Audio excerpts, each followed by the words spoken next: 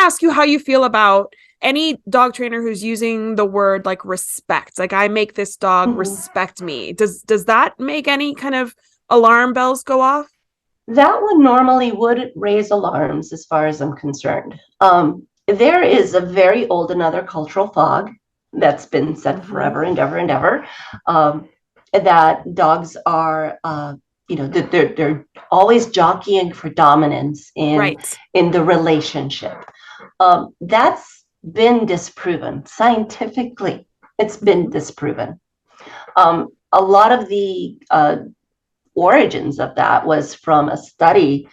I believe the author was Schenk in Germany in the 1940s, where they took, of all things, they took unrelated wolves. And, at the time, obviously, they didn't have, RF tags.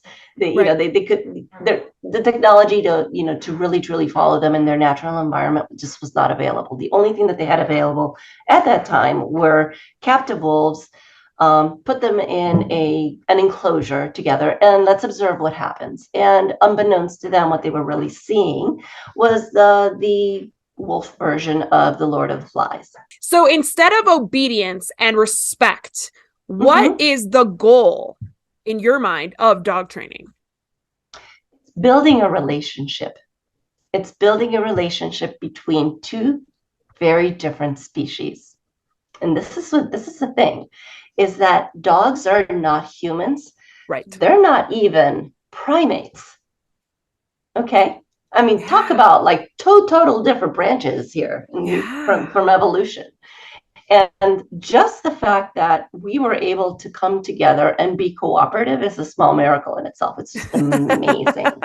And there's actually a field of study, for that as well. And it's just absolutely mind blowing. I mean, think about it.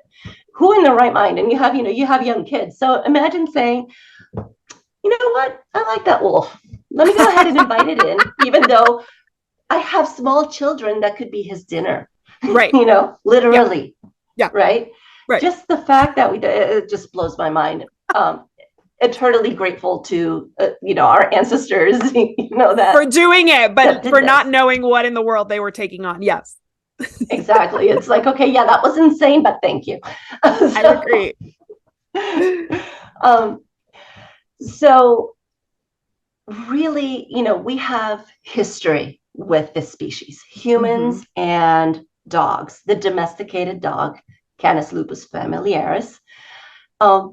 We have a shared history spanning thousands and thousands of years.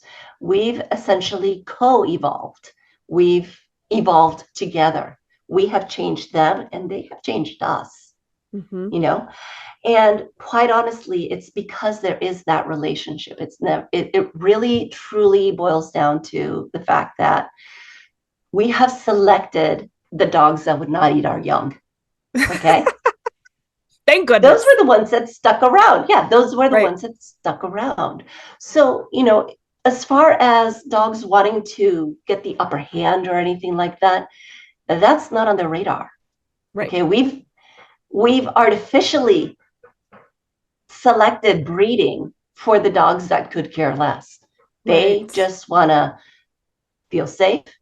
They want to have shelter, food, water, and they've actually evolved for companionship as well, which is like amazing too, if you really think about it, from that. So it isn't about jockeying for position. It isn't about the dog wanting to run the show, as it were. I think they're smarter than us in that department. They're like, yeah, you guys can do that. That's cool. Yes. Yeah. It's like, we don't sweat the small stuff, right? Exactly. Yeah. It's like, you guys want to take charge? Have at it. Really, training is more than just telling your dog to be obedient. It's a way of guiding our dogs on how to live in our human world. And if you really think about it, it would be no different than if a very well-meaning, very kind family from Saturn decided to beam you up and take you over there, and exactly the kind of things that we would be wondering, like, is that a sofa? Could I lay on it? And if you're tired from that trip and you go lay on that sofa, and then they all start freaking out and you're like, oh my God, I don't know what's happening. Okay, I mean, these misunderstandings, yes, they're going to happen because they're dogs. They're not humans. I mean, think about it. It takes us a lifetime of knowing how to human, right? Right. So expecting them to come and just know everything is unrealistic at best. So training is about, you teach them the tricks, sit when I make that sound, like, down when I make that sound, whatever. But it's also teaching that communication between the two. And it's not just a one-way street. And this is really, really important. It's not about teaching the dog to respond to you. It's also teaching you to better understand your dog and respond to their needs, because they are completely dependent on you.